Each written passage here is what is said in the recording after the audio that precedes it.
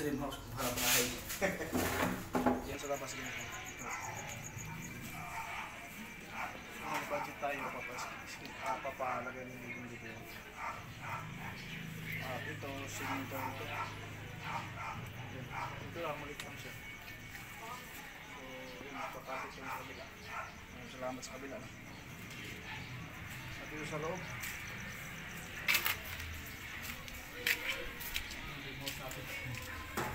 Hindi talaga nito.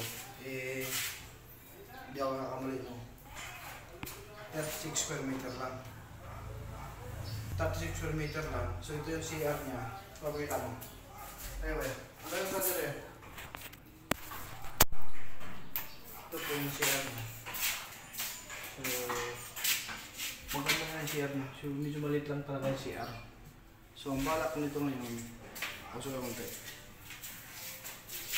So, napag-isip-isip para ng misis ay ito babakbakin namin para medyo malawak po ang space ng sala natin.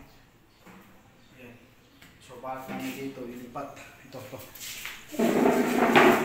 Dito sa labas. Ito. Dito. So, itong pader na hindi pa sa atin ito. So, temporary, so natin budget. Ang lalaki ng bubong dyan. Kahit yung tubular, no? Kaya bakal. Dalawang bakal. Ganyan.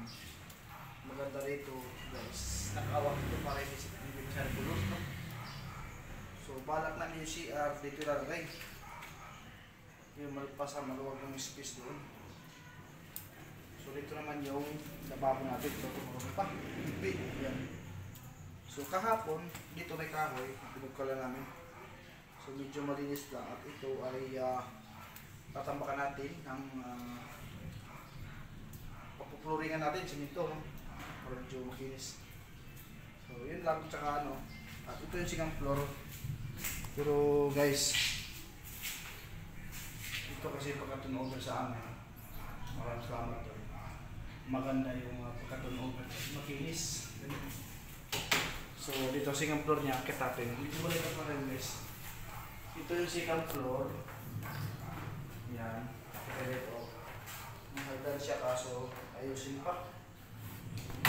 Yan. So, maliit lang, no? Half lang yung ano niya. Yan. Tapos yung may pira kami, papaislab naman dito, islab.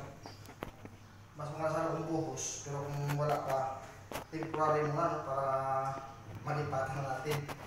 Kahit yung bakal tapos plywood na makapal. Hindi ko alam kung anong size yun, wala tayong idea. So ito yung nagawa namin dito. Ayan.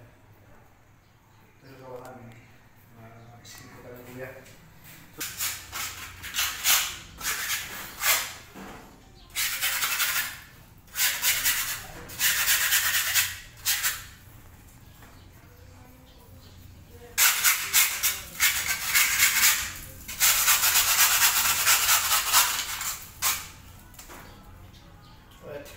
First, pasensya na kayo mga kapakners dahil wala pa yung upload sa ngayon. Dahil po ay nabisi tayo dito sa ating pong dream house kung harap bahay. Yan. Saka wala rin akong update sa Peaceport ngayon dahil nabagyo ko. So dito muna tayo, dito kayo mag-vlog ngayon sa bahay. Yan yung tayong ginagawa. So, shoutout muna ito yung mga viewers, mga subscriber, no? Maraming salamat. At yun, tatanggalan ko lang kasi itong yung mga bukol-bukol ko dahil gusto ko ito, alagyan ng skin coat. Yan, skin coat sa lahat yan. Para medyo maganda. At saka natin patuwa ng pintura. Kahit isang skin coat lang siguro, pwede na. Ito, meron na tigas.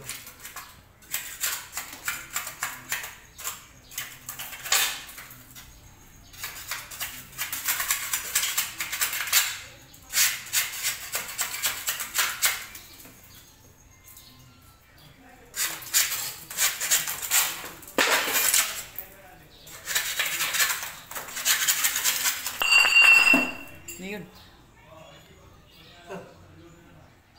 Ngayon. Ngayon. Sinipa mo eh.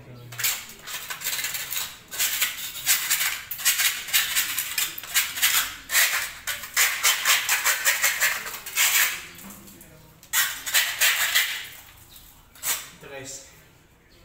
Ano natin linisan din dito.